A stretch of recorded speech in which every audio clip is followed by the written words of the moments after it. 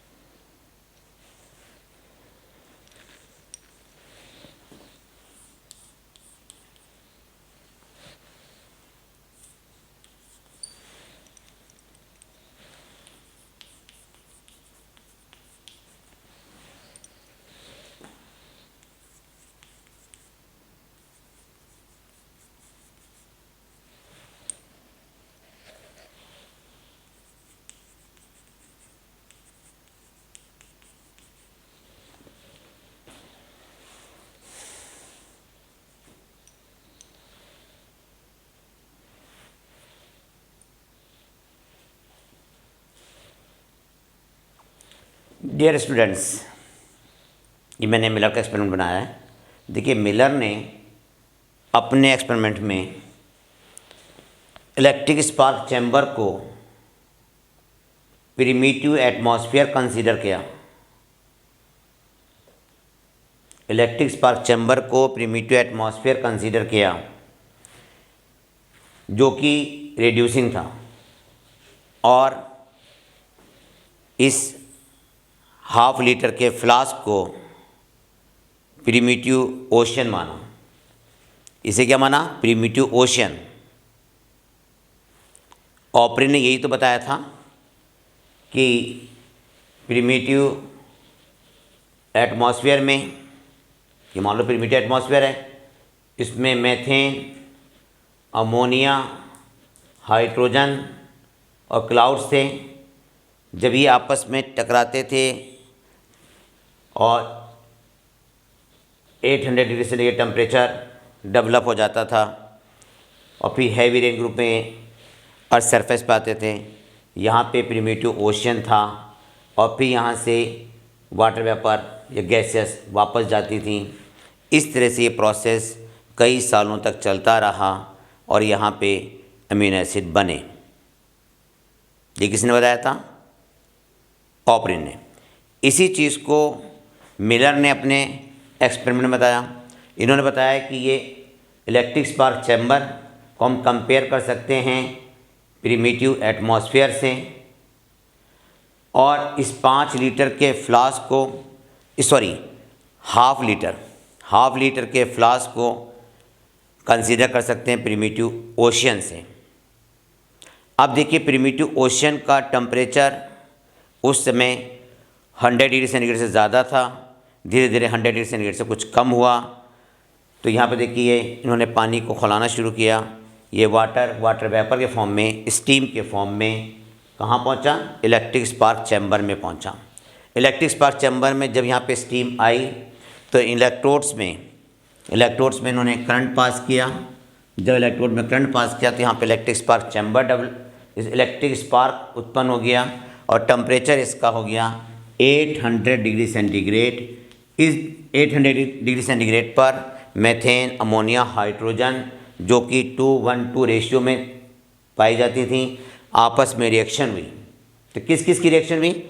Methane, ammonia, hydrogen और water vapours जो steam के फॉर्म में पहुंच रहे थे, वो रिएक्शन करके कंडेंसर में आए। यहाँ पे आने के बाद ये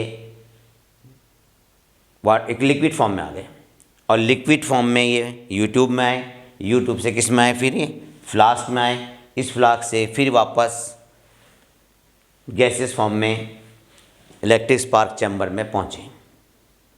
मिलर ने अपने एक्सपेरिमेंट में इस हाफ लीटर के फ्लास्क को पासिंग ट्यूब के द्वारा इलेक्ट्रिक स्पार्क चैम्बर से जोड़ा। इलेक्ट्रिक स्पार्क चैम्बर को कंडेंसर से, कंडेंसर को यूट्यूब से, यूट्यूब को फिर हाफ लीटर के फ्लास्क से जोड़ दिया। इस हाफ लीटर फ्लास्क में पानी को गर्म किया और इसको कंपेयर किया प्रिमिटिव ओशन से। यहाँ से गैसेस फॉर्म में, स्टीम के फॉर्म में इलेक्ट्रिक स्पार्क चैम्बर में गैसेस जाती थी। इलेक्ट्रिक स्पार्क चैम्बर 5 लीटर का था। इसका वॉल्यूम कितना था? 5 लीटर। इसमें 2 इलेक्ट्रोड लगे हुए थे। मीथेन, अमोनिया, हाइड्रोजन 2:1 रेशियो में थी। जब इस electric spark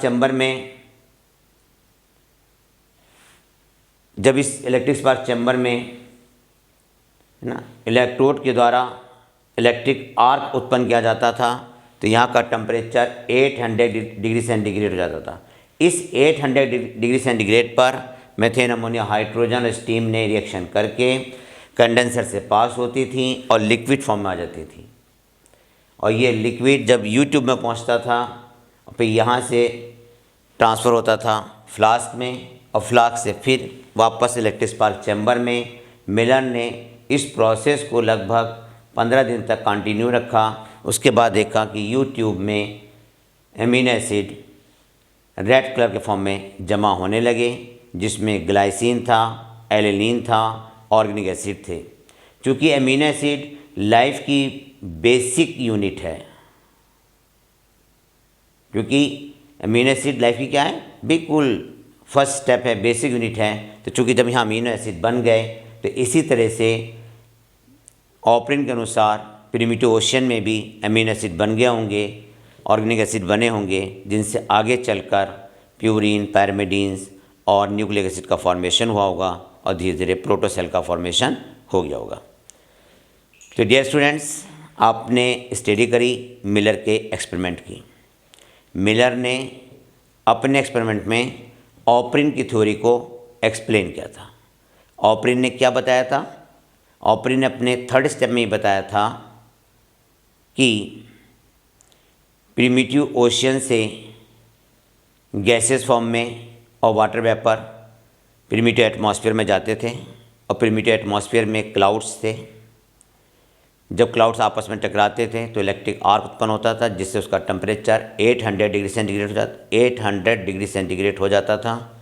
primitive atmosphere reducing था, मीथेन, अमोनिया, हाइड्रोजन गैसेस थीं, जिनका रेशियो 2:1 रेशियो था।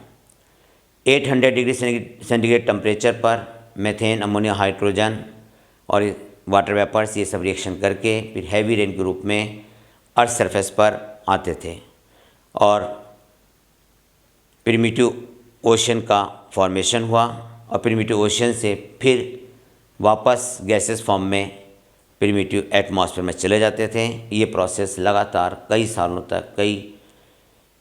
तक मिलियंस ईयर्स तक ही चलता रहा, और फिर प्रिमिटिव ओशन में अमीनो एसिड बने होंगे, ऑर्गेनिक एसिड बने होंगे, जिनसे आगे चलकर प्यूरिन, पैरामिडीन्स, माइक्रोस्फीयर, कॉन्जर्वेट्स का फॉर्मेशन हुआ। ये बताया था ऑपरिन ने। मिलर ने इसी कंडीशन को अपने एक्सपेरिमेंट में डेवलप किया।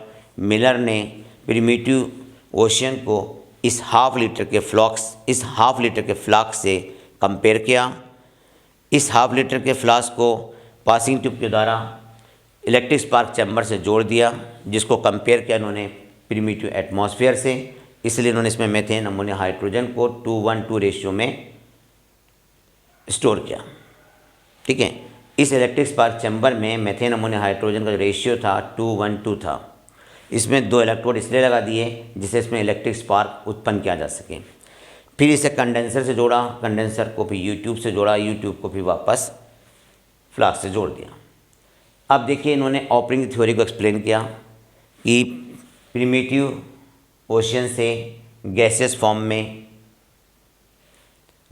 में वाटर वेपर्स और गैसेस प्रिमिटिव एटमॉस्फेयर में पहुंचती थी। प्रिमिटिव एटमॉस्फेयर से माने इलेक्ट्रोड्स को क्लाउड्स माने, आपस में टकराए, इलेक्ट्रिक आर्क उत्पन्न हुआ, 800 डिग्री सेंटीग्रेड टेम्परेचर हो गया। इस टेम्परेचर पर मीथेन, अमोनिया, हाइड्रोजन ने रिएक्शन करी, यहाँ पे वाटर वेपर भी हैं, और फिर ये रिएक्शन के बाद ये कंडेंसर से पास हुए तो लिक्विड फॉर्म में चेंज हो गए। ये लिक्विड कहाँ पहुँचा कि यूट्यूब में, यूट्यूब से आया प्रिमिटिव ओशन, मतलब इस फ्लास्क में आया। इस तरह से प्रोसेस कंटिन्यू चलता रहा, और मिलर ने 15 दिन के अंदर इसके अंदर क्या बना लिए, अमीनो एसिड बना लिए। वो अमीनो एसिड कौन से थे? ग्लाइसिन था, एलेनिन था और ऑर्गेनिक एसिड थे, जो ये प्रूफ करते हैं कि ऑपरिन की थ्योरी सही है। डियर स्टूडेंट्स, ये टॉपिक यहाँ कंप्लीट होता है। Thank you, wish all the best.